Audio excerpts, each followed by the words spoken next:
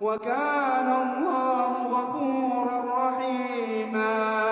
ومن تاب وعمل صالحا فإنه يتوب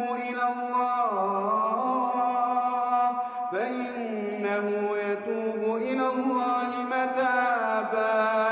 والذين لا يشهدون الزور وإذا مروا باللغو مروا كراما. والذين إذا ذكروا بآيات ربهم لم يخروا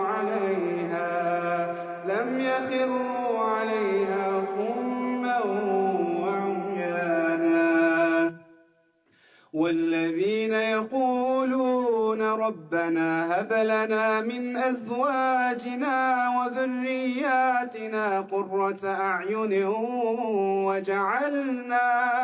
وجعلنا